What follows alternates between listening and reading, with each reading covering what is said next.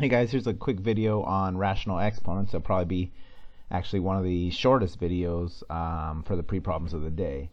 I just wanted to explain to you what a rational exponent was and how they work. A lot of people get intimidated because remember, anytime we have the word rational in our mathematics expressions, we're talking about fractions. So we're talking about fractions in the exponent.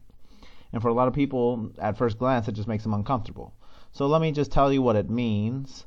If I have some base, maybe say a to the m over n power, if I have a fraction in the exponent, then really how you can think about this is the numerator is the power of the expression, and then the denominator is the root of the expression. So for example, if I said a to the m over n, there are technically two ways to write it. I can write it as the nth root, because the denominator is the root of a to the m with the power on a.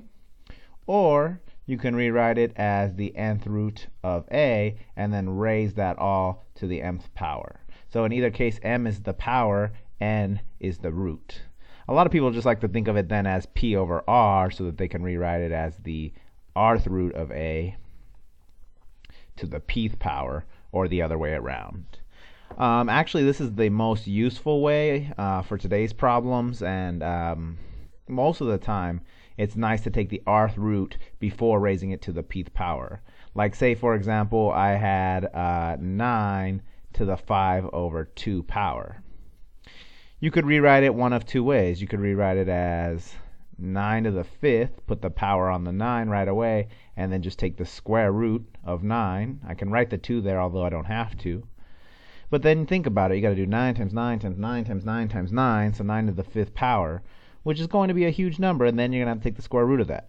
So it's better generally, when working with just straight numbers, to take the root first and then raise it to the power. Both are acceptable.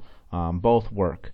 But the point is that I would much rather just take the square root of 9 to get 3 and then raise it to the 5th power. I can do 3 by 3, 3 times 3 times 3 times 3 times 3 5 times.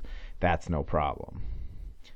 So generally, it's easier to do that. So let's just do a bunch of them, and then you can try the pre-problems of the day.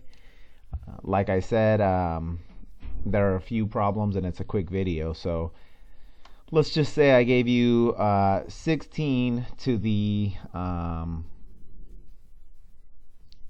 3 over 4th power. Then really I'm saying, okay, this is the 4th root of 16 all raised to the 3rd power. Well, in this case then, I can take the 4th root of 16, that's just 2. 2 times itself 4 times. 2 times 2 gives me 4, times 2 gives me 8, times 1 more 2 gives me 16. And then I cube it after to get 8. So I took the 4th root of 16, and then I cubed it instead. I can even do this with, say, negatives, especially if it's an odd index. The negative 216 to the 2/3 power is the 3rd root of negative 216, then squared.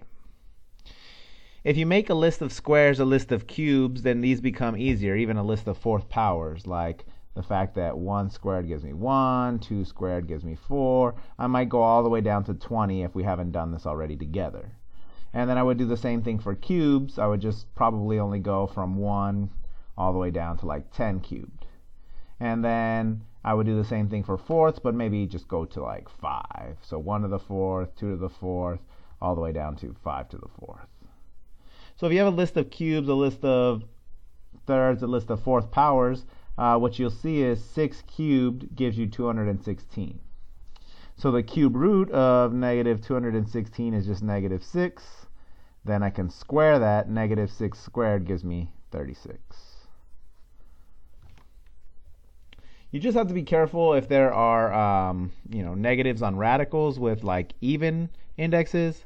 Say I gave you negative 16 all to the, let's just do 1/2 power. In this case, because it's 1/2, the square root of negative 16 is what I have, and then the power is 1. So I don't really have to write anything else. If I have a 1 on top, then really I don't even have to worry about the power at all. But the question is, what is the square root of negative 16? And we know that that's just an imaginary number. So we can either say it's not a real number.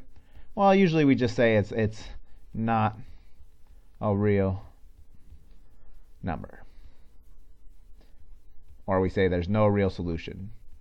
But the emphasis is on the fact that it's not real.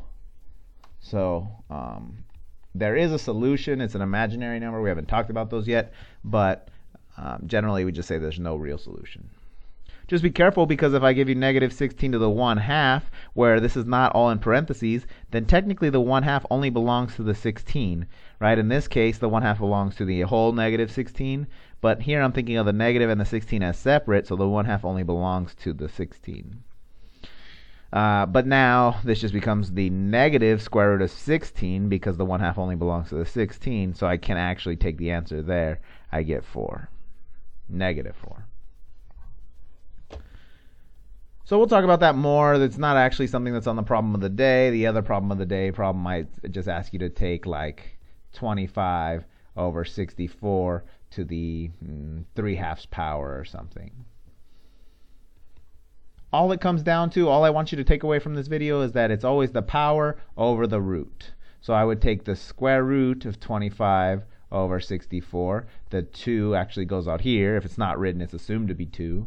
But then when I'm done, I raise that all to the 3rd power, because it's power over root. So it becomes the square root of 25 is 5, the square root of 64 is 8, and I could cube each of those. 5 times 5 times 5 gives me 125.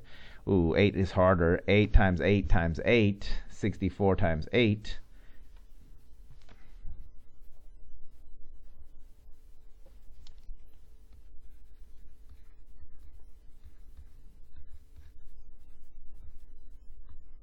It's 512.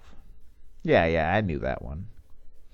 So the cube root of 25 over 64 to the 3/2 power is 125 over 512. I took the square root, then I cubed it. I could have gone the other order, but the numbers would have got way bigger. So at least this is a little bit simpler. All right, so try out the 2. I put 2 on the pre-problem of the day. One's a fraction, one's not a fraction. Give them both a shot and let me know what you think. We'll talk about them again in class.